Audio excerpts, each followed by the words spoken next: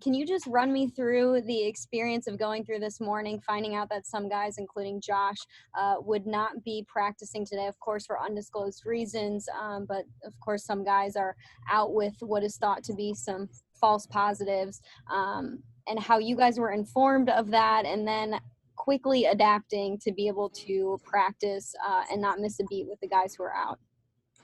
Yeah, we did get a text. The whole team did that. Everything was kind of pushed back today by an hour. And so something I figured was kind of off to begin with coming in. But I didn't really know anything until we got to the team meeting, and you just realized a couple of players weren't there. And it was kind of, I guess, a reality that we knew would come eventually in some form or fashion, given the circumstances of this year. And so just having the mindset, I guess for me, that I've always had as a backup of always being ready, right? And always being ready to go is kind of always what I've had to do. And so today, I guess, was just a trial run of what that could look like if that were to happen in season. And, yeah, I don't know really any details about, who and how and what, but from the looks of it, everyone's fine. But, if that were to happen, we need to be ready to go. Thanks. Appreciate it, Matt. Okay, Matt, Mark Gaughan here from the Buffalo News. Thank you for doing this. Young guys, young receivers making catches today. Then, I didn't see many drops out there. Just what is your early impressions of Gabe Davis for one, and really the young backup receivers as a whole? I think they're really talented and really smart. And when you have that combination, especially in this offense, I think they're going to do great things. And I had the opportunity to throw with Gabe and Isaiah out in California for a good portion of this offseason. And so I got a little preview of what they're capable of. And they were on top of all the installs, all the quick plays that we do, lining up, knowing the formations, knowing all the routes. They were on top of everything. And so you have confidence in those guys when they're out there, knowing that they're going to be running the right routes and be where they're supposed to be. And so you can, anticipate throws, knowing they're going to do the right thing. And that's comforting as a quarterback. And so even to see, like Gabe catch that ball and run the other day in the stadium and turn on the Jets, and Isaiah go up and get almost any ball, he had 3 drops in his college career.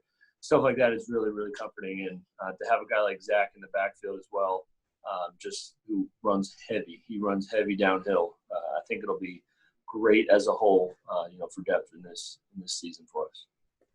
Thank you. Hey, Matt, John Scott, good to see you.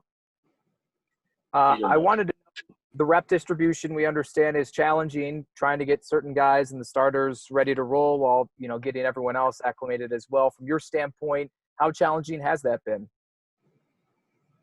It's been somewhat normal to a regular season, I guess, approach as opposed to just a camp approach.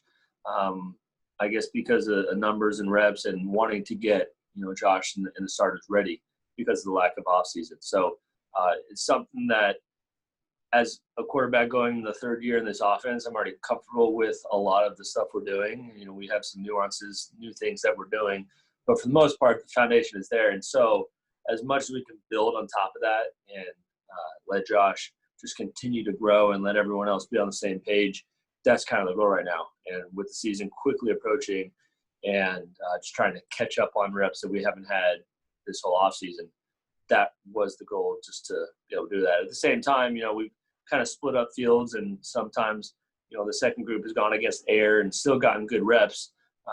But we're trying to maximize, getting ready for game one. And a quick follow, how have you seen Jake handle that? Because he doesn't have the experience in this system or in the NFL at all, trying to come into his first training camp and deal with getting probably more limited reps than he usually would. Yeah, he's doing a great job of knowing the offense, knowing all the calls, and seeing everything. I think just the one thing is getting used to the timing of NFL players and the rush. And but in terms of seeing the field and knowing what he has to do on paper and on the board, he's doing a good job. Thanks. Hey, Matt Fairburn here. curious what your experience was like today getting to work with Stefon Diggs and throw to him. Obviously not something that, Josh is usually getting the most of those reps, but what was that like for you? It was solid. He's a very communicative player where he gives good feedback, and we were on the same page. I felt like after not having gotten a lot of reps, we got a few in Miami when we were down there together. But like you said, Josh has gotten most of those recently. But today, and just talking about what I like to see out of his breaks and coming out of his routes, he was on point with really everything. And the timing of a red zone touchdown we had in one of those drives was comforting because it was kind of off an individual, just the timing of it. And we talked about it, talked through it, what I envisioned, and he ran it perfectly in the team session, and it was a touchdown. So stuff like that will be helpful in the season, and even with Josh, of just coming off the field if something wasn't right or however they both feel, and being able to communicate, wide receiver to quarterback is very important, which he does well.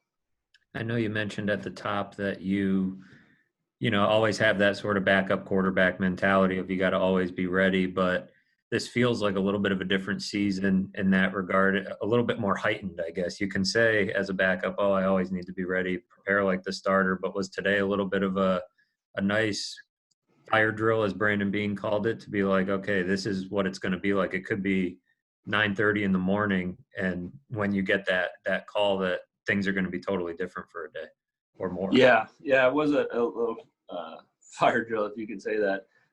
And the one thing I think that is just different is, guys can play through injury and can tough it out sometimes, but they could feel totally fine and be forced to sit out for 2 weeks or 5 days or whatever it is, given the testing, which, hurts a lot of guys in probably deeper inside than a normal injury would, just wanting to be able to play when they feel fine. So I know that'll be tough and something we'll have to deal with as a whole.